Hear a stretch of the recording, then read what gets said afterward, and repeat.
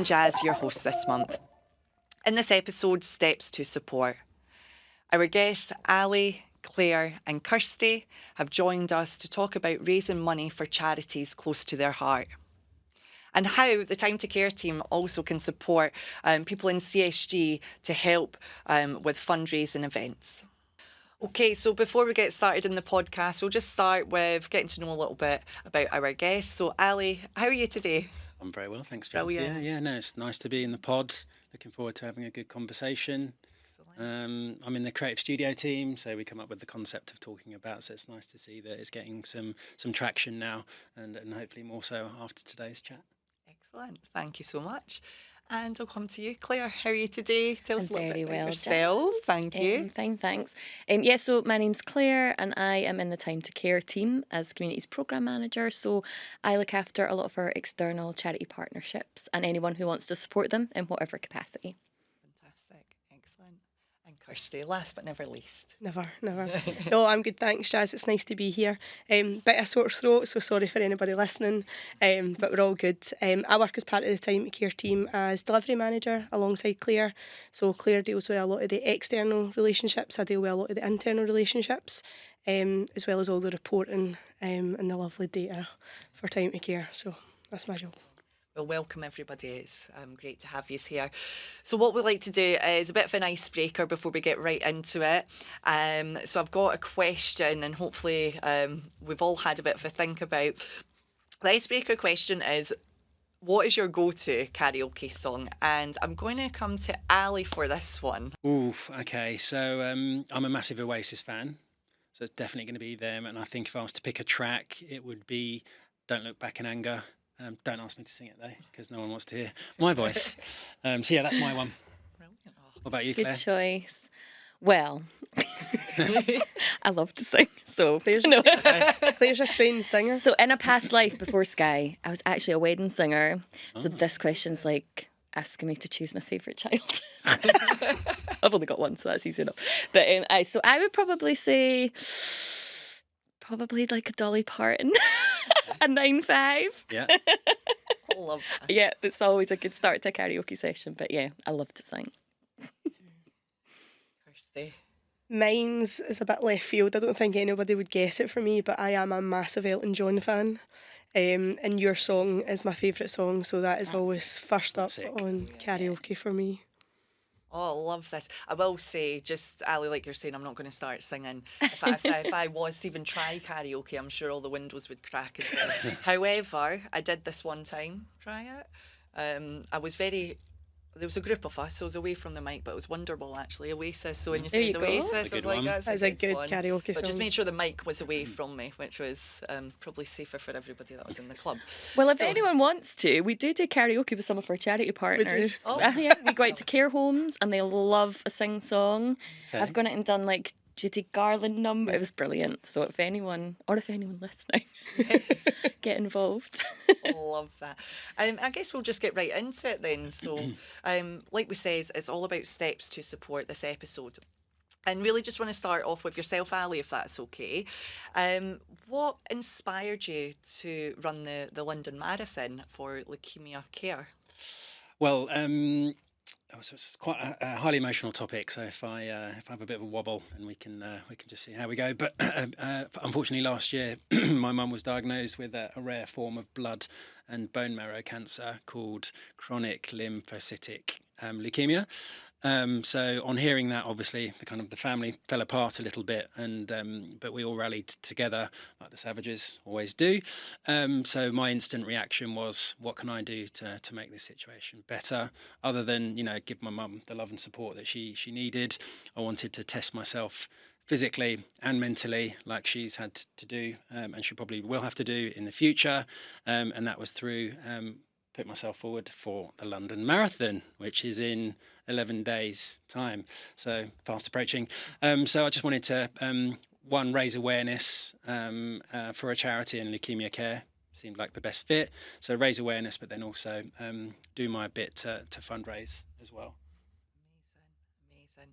Absolutely admire that. When it comes to running, the only thing I can do is probably run across the road. But wow, when you said about putting yourself out there, testing yourself mentally and physically as well, Ali.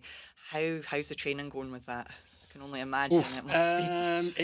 It's been tricky because the experts say that you should do 16 weeks of training from start to finish, gradually increasing your kilometres or your miles as you go each week. But it's been tricky because I've had quite a few injuries. I'll just get my excuses in now. I'm joking. So I missed the first 5 weeks after my first week of training. I got an inflamed hip, which was a real kind of kick in the teeth to begin with, because I'd bought all the gear, and it's expensive business running, what with the trainers and the gels and all the kit that you have to wear.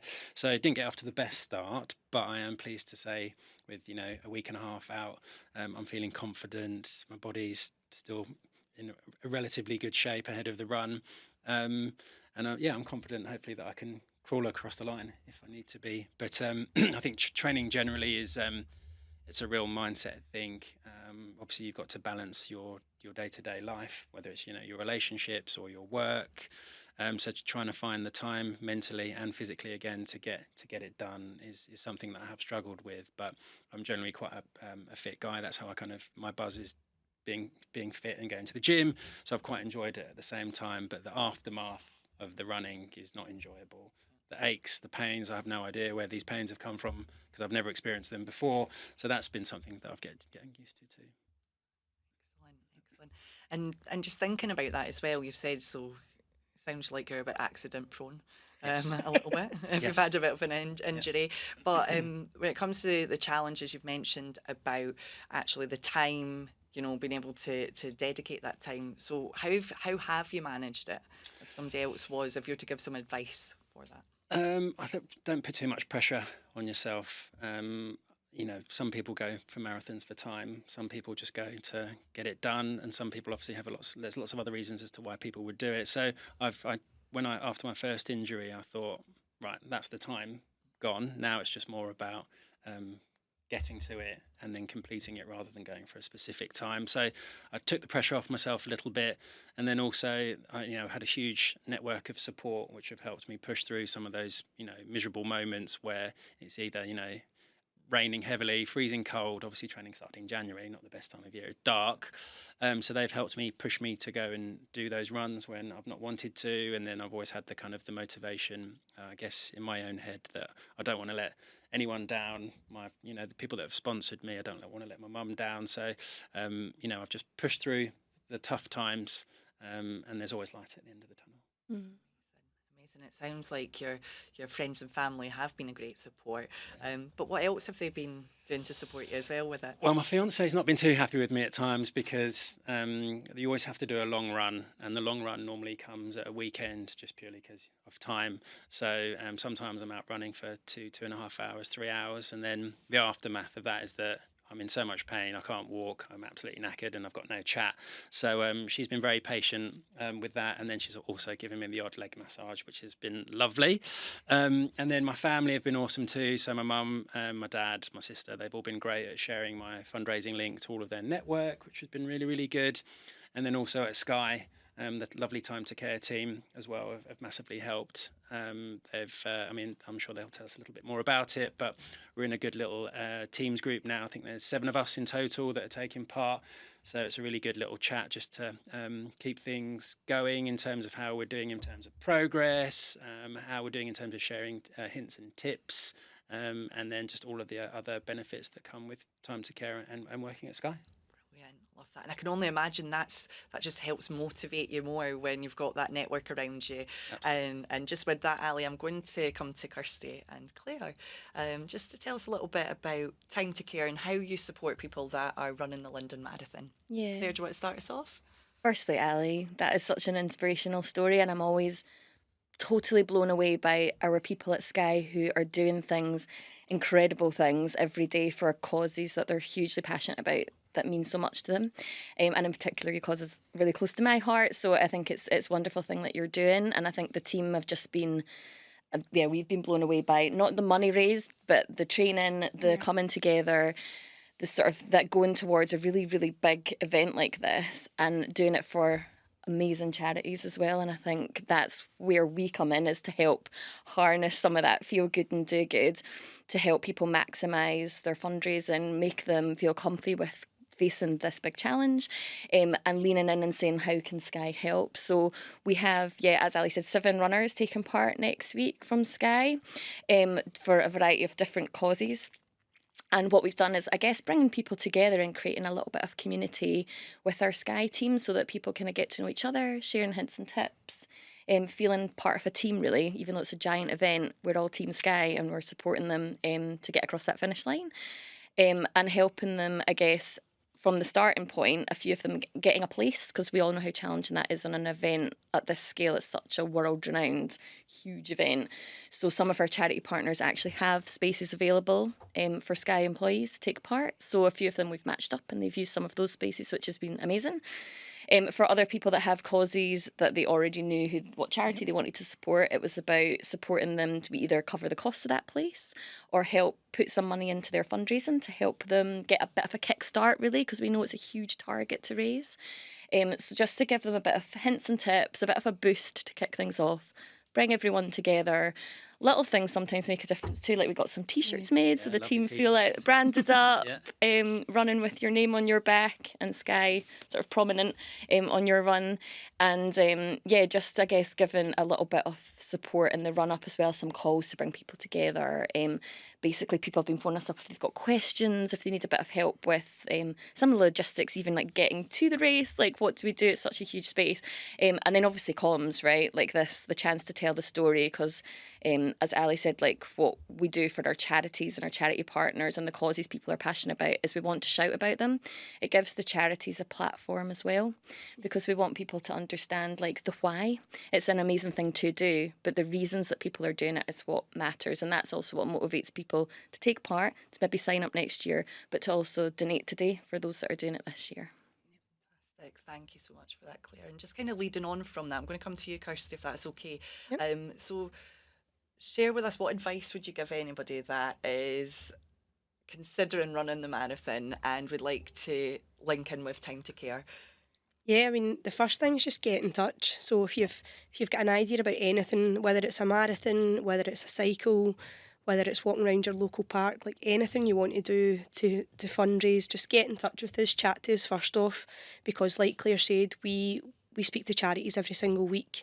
We've got over 46 charity partners now that we tie in with every single month. We find out what's coming up for them. So we may already have places for upcoming events that we can chat to people about and say, well, where are you based? What's on in your local area? And we'll chat to them about the opportunities that are there. But if it's something that they want to do off their own back, we'll absolutely help them support it, get it off the ground. But for any commitment that they want to sign up for, chat to us, and we'll make it work for you, because like what Ali's doing, it's one day, right? But it's no one day preparation. It takes a long time to run a marathon. So I'm sure that's took up a huge chunk of your time, Ali. So it's about just being realistic with people. Somebody wants to do something that is really big and out there. What have you done first? So, I mean, I could not run a marathon. I can't run round the block. So it's about being realistic with people as well, but also challenge yourself. So if it's just a mental thing, a mental barrier that's holding you back, we'll chat to you about it, because if you absolutely have the ability to do it, we'll get you there. A lot of people, one thing that really puts people off is the fundraising aspect of it. That's one thing that we noticed. And when I came into the team 2 years ago, obviously cost of living hit really, really hard. I've came from a sort of fundraising background anyway, so I'm like, we can get this off the ground. But one thing that Claire and I spoke about was, well, actually, we don't want to take things completely off the table, because what we see on the other end of people giving back is the boost that they get from doing something really worthwhile. The impact that has on people alone is incredible. So we had a good chat last year, and what we decided to do was remove any registration costs at all for any fundraising events that you want to do. Now, some fundraising events are up to like £250 to register now, which is really hefty out your own pocket. So we decided we'll put part of our budget towards removing those registration fees, and in turn what we seen was a massive boost last year in people committing to fundraising events. So we raised over, CSG raised over £100,000 last year, and that's before match funding, and that's because we took that barrier away. So anyone signed up for, they didn't have that upfront cost, and anything they raised was purely just money towards a charity at that point. So yeah, biggest piece of advice is just pick up the phone, send us a message, let us know what your thoughts are, and we'll tie in and let you know if there's anybody else with similar thoughts as well, because like Ali didn't know there was 6 other people at Sky doing the London Marathon. Anyway, even if you... I know. There might be more people out there in There might CSG be, that yeah. are taking part next week, so do let us know, because Let us know. there's support we can give. I think the match funding is a big boost as well. I know Yep. if people, like, so at Sky, you're entitled to claim up to £300 a year per person for your charity of your choice if you're doing a challenge or a sponsored event. A lot of people don't know about it or don't know how to access it or how to claim it. Yep. So we can help. We've got a guide on our SharePoint page that kind of walks through how to do that, because you've got to do it yourself through Sky Benefits. But that's a huge boost. Massive. Because also, if you've got a charity event, like Kirsty says, it's got a fundraising target, which they usually pop a target on to give people a bit of motivation to reach, that looks a wee bit scary. Say it's a £300 one. Well, actually, we'll pay your registration fee. You just have to hit that 150. Sky will double that, and you'll get your 300. So there's ways to breaking it down. Yeah. And it's amazing what people can do. And like you say, we know it's a big challenge asking people to dip into pockets, but we're always blown away by the response, and people are so generous and giving back. So I think it's just contact us, and no ask is too wild. I think we have got people wing walking this year across an airplane. Fire walking. We'll help you as well. Yeah, with, but like, things like raffles and stuff like that. I know with the guys doing the London Marathon, we gave some vouchers just to help either do a raffle with the voucher, but what we've seen some of them do was break the voucher up by things like Apple AirTags, and just things that people would really want to win to make them buy a raffle ticket. We've got mega experience in raising money, so and listen, it's not always about raising money, right? I know obviously there's a massive benefit to the charities, but it's about taking part, doing something different, pushing yourself to achieve something. And like Ali, there's people that really want to do it for someone as well, and that's their passion project. So we'll get behind you in whatever way we can. All for the passion project. Yeah, me too. And loads of detail there as well. So you've heard it here first if you haven't already known. So yeah, just get in touch. We've got Kirsty, Claire, and the Time to Care team. But you've mentioned about fundraising, and that can sometimes be that challenge for anybody, for any charity. So Ali, I'm going to come to you. How's it been for you? I hear that you've got a page, Just Giving got a page. Yeah. Yep. I can plug my page now that I'm on here, which is good. We'll pop a little link in the YouTube clip afterwards. But yeah, in terms of my fundraising, I'd set myself £2,000 as a target, and very happy with almost at 3,500 now, which is great. Superb. Absolutely amazing. With a few more to come, apparently, just through the kind of the network that I mentioned. So that's really, really exciting. I think that alone, when I'm, struggling towards the last 10K, I'll just think about all those, I think I've got about 70 odd people now that have sponsored me. I'll just think of every single one of those people for sponsoring me, as well as, everything that I want to do for my mum and the charity. Yeah. And that should be enough to get me over the line. I'm hoping, anyway. We shall see. 70 people sponsoring you is amazing. Yeah, isn't it? It's amazing.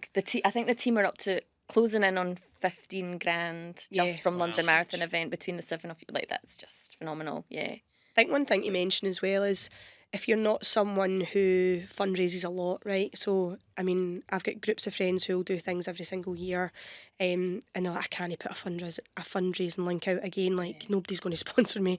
Like, they sponsored me last year and they sponsored me the year before.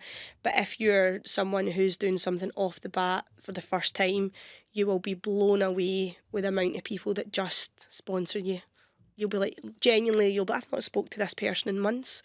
And they've popped, even if it's a £5, it's a £5. All adds up. It all adds up. Yeah. Someone from my primary school who I haven't spoken to for about 20 years, his name was on there, and I was like, wow. They see your, and that's a good thing. Like, I read your bio on it, Ali, and it's just putting out a wee list on there around why is it important to you. Yeah. And when people start to read that, they're like, I'll chuck a £5 in, I'll chuck a £10.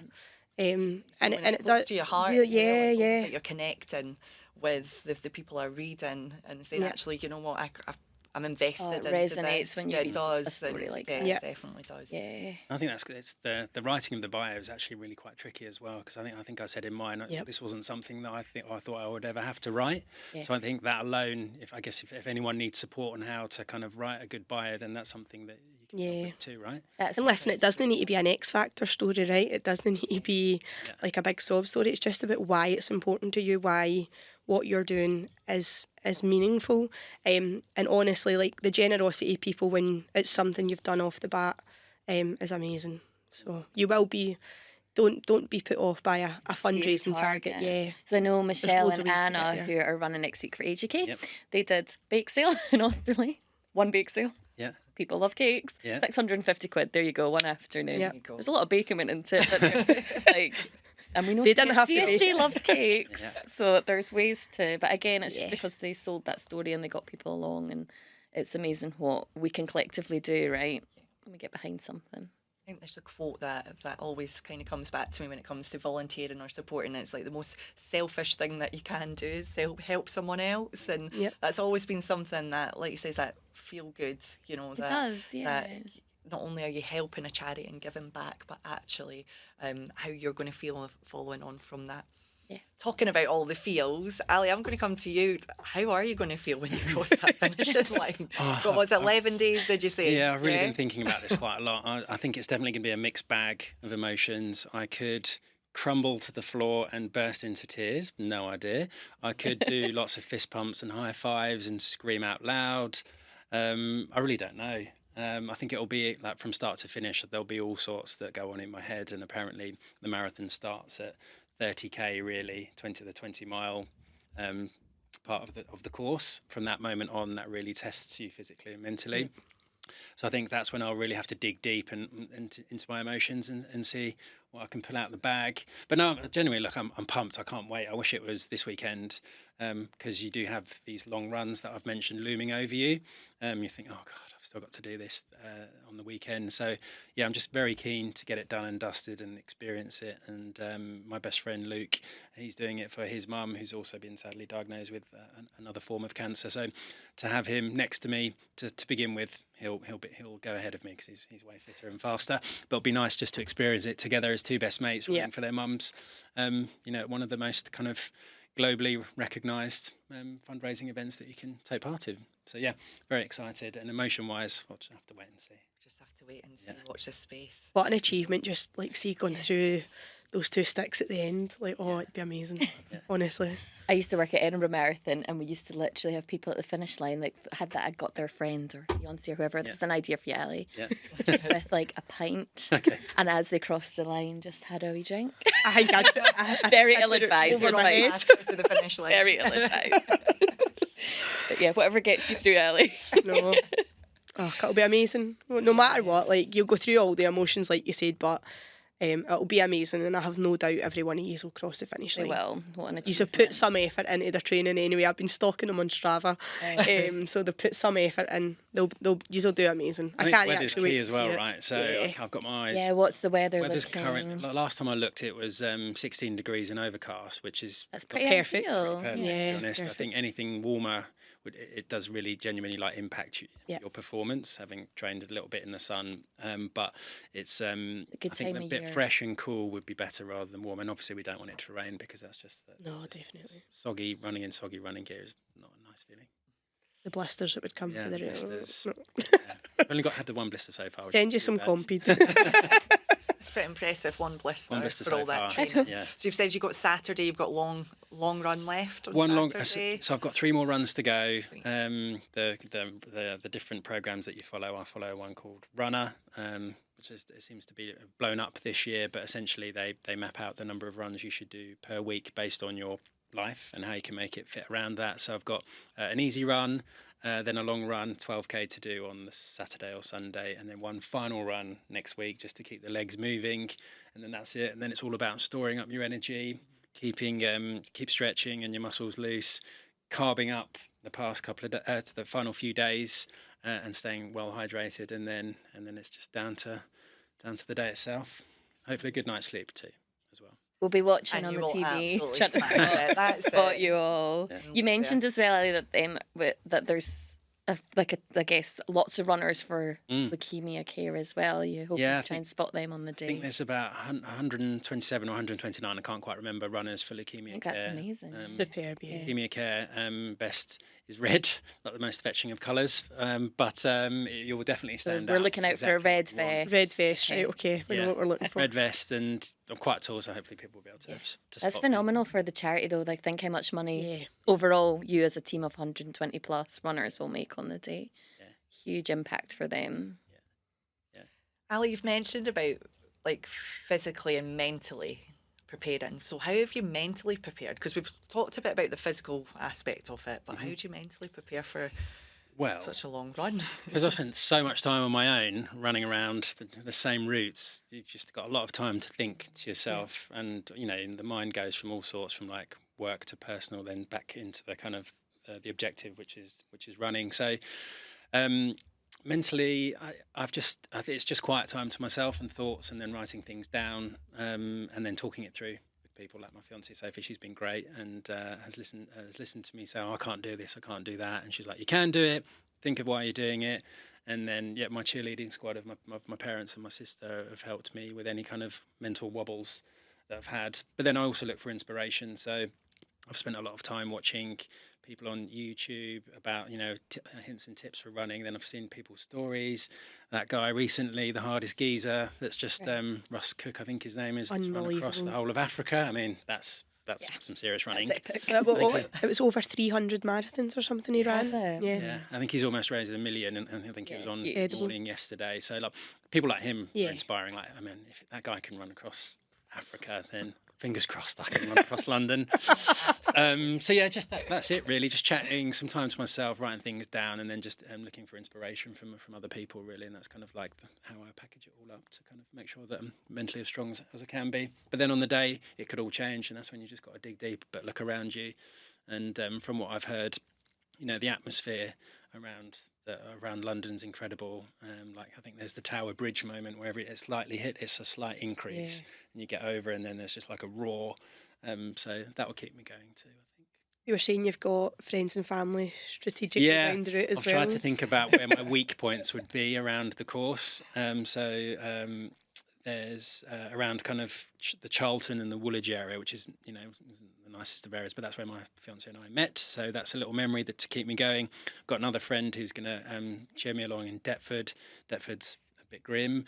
Sorry to anyone that lives in Deptford.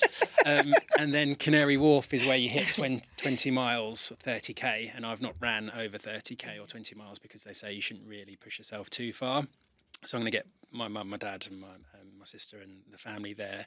And then for the last 5k, which is along Embankment, I've asked for my fiancée, my best mate's wife, and our friends basically to go there just to kind of give us the biggest roar for the last 5k, because it is quite a strategic thing, right?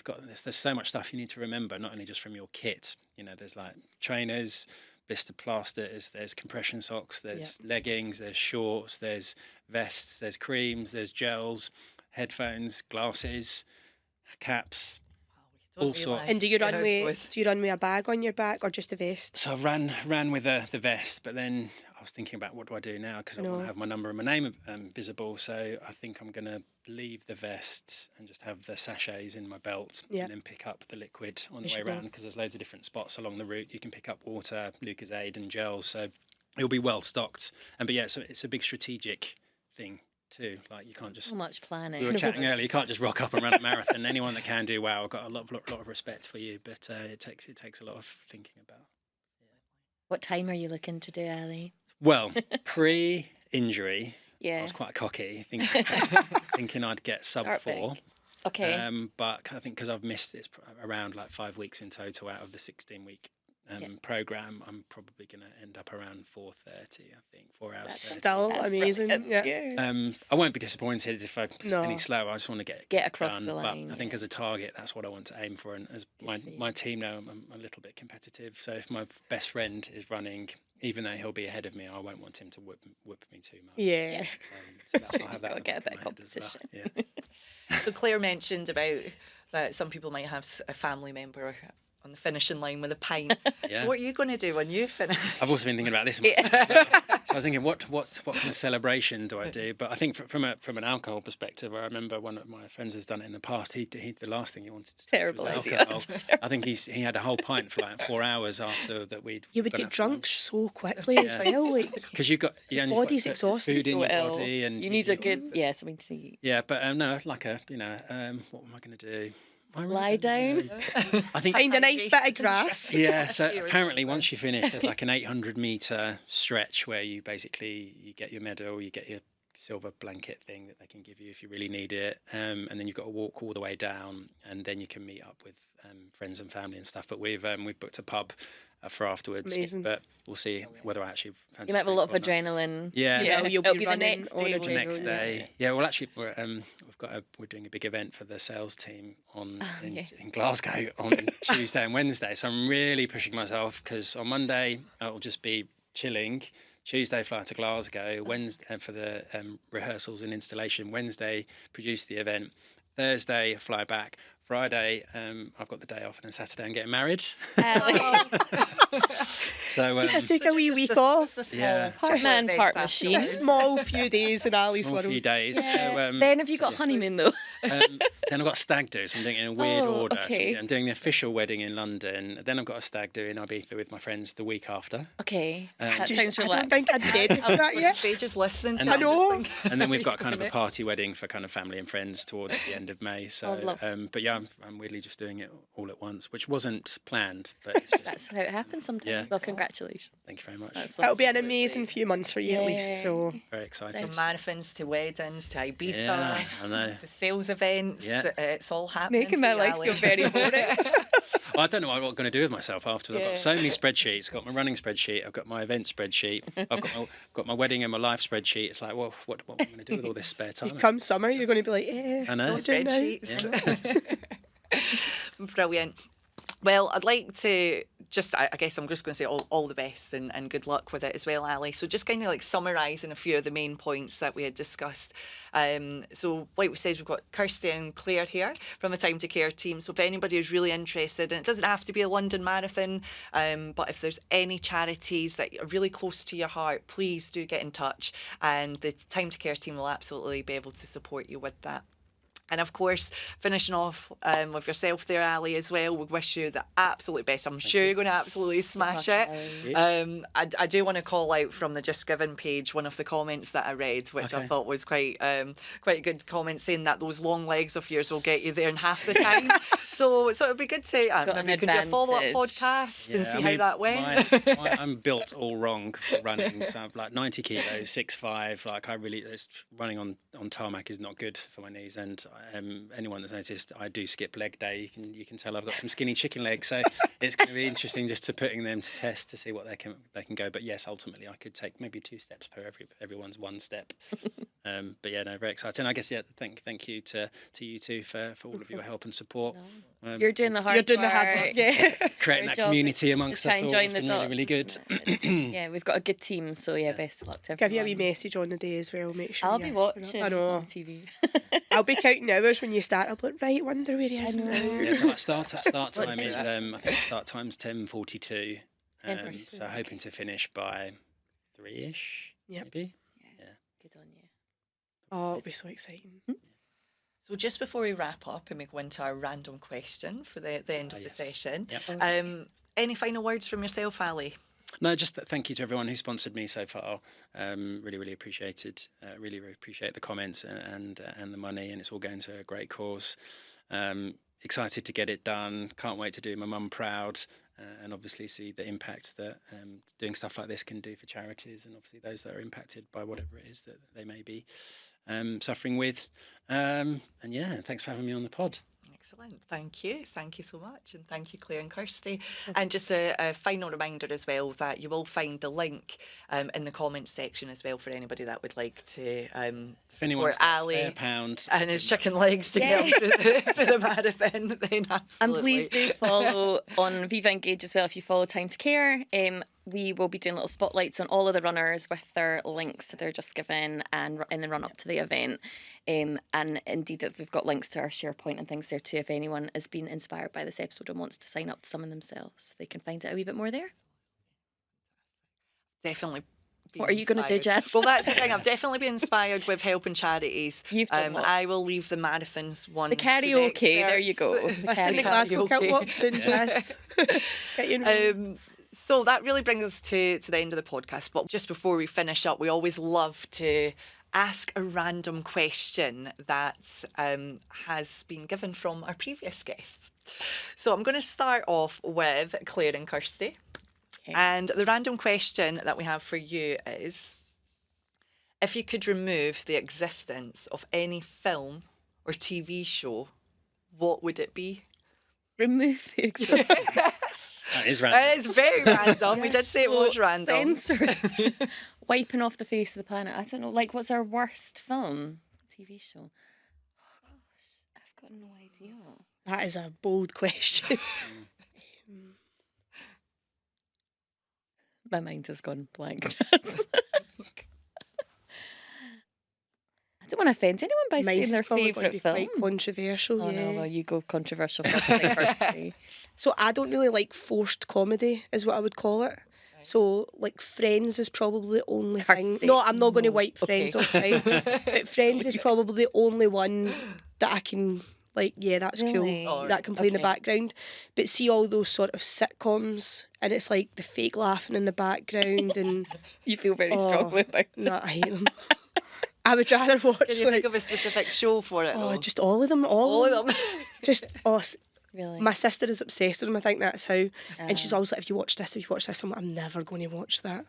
So yeah, any sort of forced comedy sitcom that's trying to make me laugh, I'd probably remove. It's not really a TV show. I'm really bad because, like, so the arguments in my house. So my husband, well, he's South African for a start. So any sport, he's in. He's all in, and not so much me. Not so much. So it does. We usually a bit of a fight over the remote control, but it drives me nuts when it's Formula One.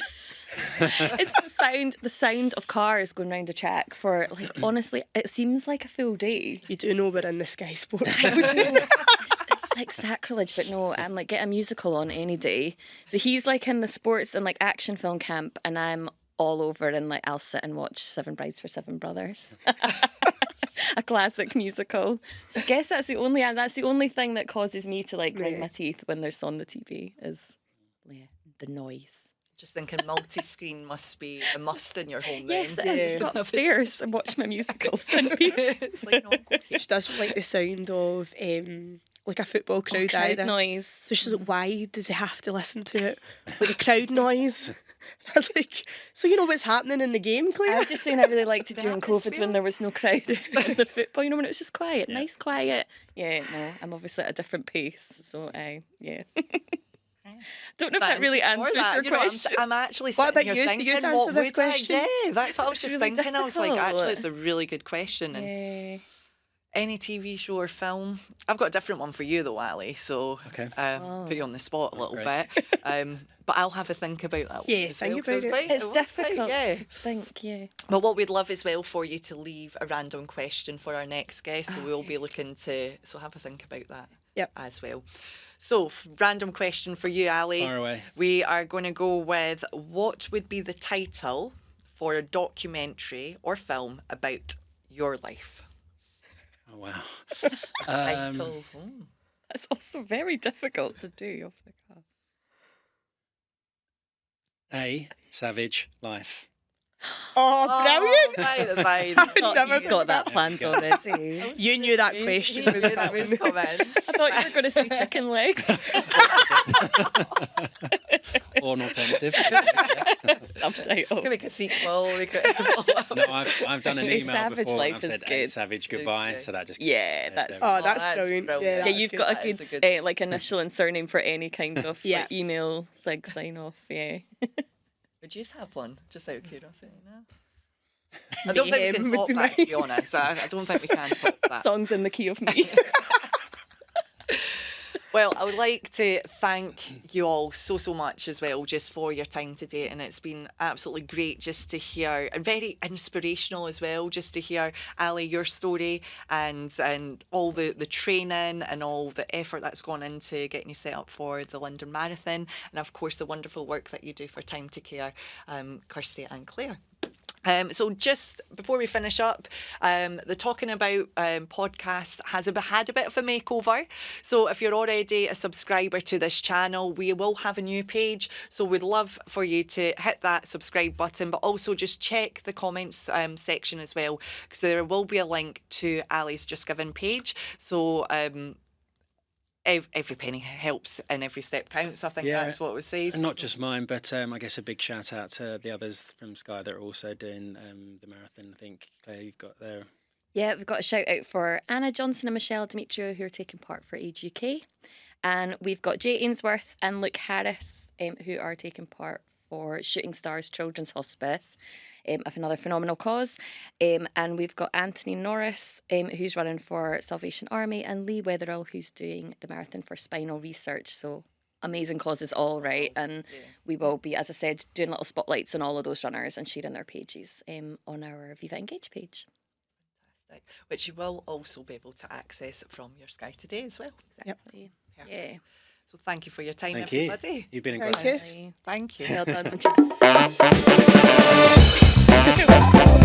done.